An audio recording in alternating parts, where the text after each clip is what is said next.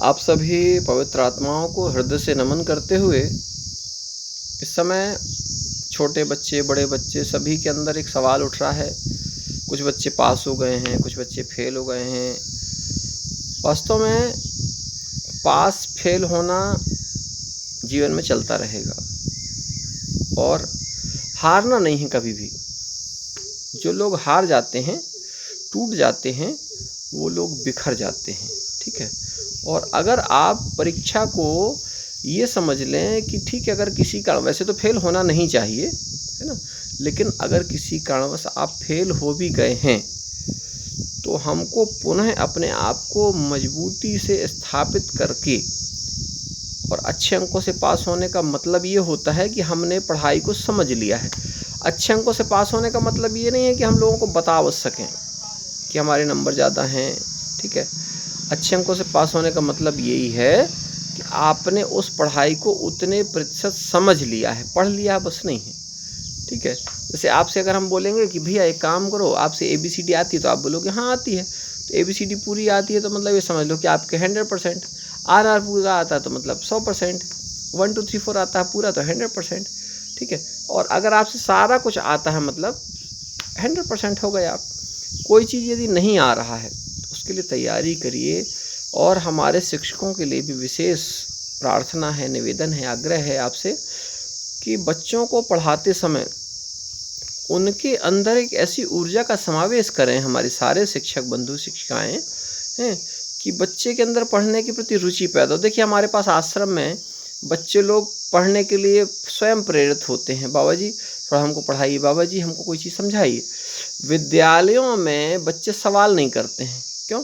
क्योंकि उनके अंदर डर रहता है कि टीचर्स बताएंगे नहीं बताएंगे, कहीं ऐसा तो नहीं कि पिटाई लगाएंगे। ठीक है। लेकिन आश्रम में आने के बाद वही बच्चे जो हैं देखिए सारा कुछ पूछ लेते हैं कि बाबा जी ये चीज़ है तो क्यों है, नहीं है तो क्यों नहीं है। ठीक है। सारा कुछ उनके अंदर जो है एक, ऐसा नहीं कि शिक्षक प्रेम नहीं देते हैं, शिक्षक भी बहुत सम्मानजनित हैं शिक्षक का हमारे, चूँकि कोई एक आध शिक्षक ऐसे होते हैं कि जिनका थोड़ा सा स्वभाव तीखा होता है, कड़वा होता है, लेकिन है ना, है भाई। ठीक है, ये तो हमारे कंचन मैम है ना। तो अभी बच्चे हैं, भाव में किसी का, हम किसी को नाम नहीं लेना बेटा, है ना अपन को। ठीक है। तो हर टीचर बहुत अच्छे होते हैं। कोई टीचर अगर डांटते भी हैं ना तो उन टीचर्स को हमको जो है समझना है। जैसे आप गधे होते हो जब, तब भी तो आपको टीचर पढ़ाते हैं ना। आपसे कुछ नहीं बनता है तो अपने घर में जाके थोड़ी बोलते हैं कि बच्चा गधा है ना।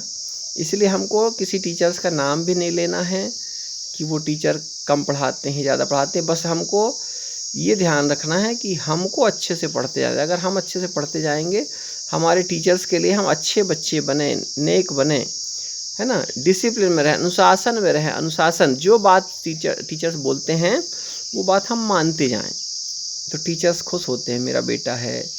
टीचर्स, पता है आपको, जो गुरु होते हैं वो अपने बच्चों को, कौन से बच्चों को, स्कूल के वाले बच्चों को अपने बच्चों से भी ज़्यादा प्यार करते हैं, पता आपको। ठीक है। तो इसलिए आप कुछ कहना चाहेंगे सेवाकर भैया, अपने गुरुजी के बारे में क्या कहना चाहेंगे, आप बताइए। हमारे गुरुजी हमको बहुत ही अच्छी बात सिखाते हैं और ज़रूरतमंद की मदद करना। और ठीक है ना, हमेशा, क्योंकि अपन क्या गीत कौन सा गाते हैं, अपन त्यागी जी के बच्चे हैं, कौन सा गीत गाते हैं?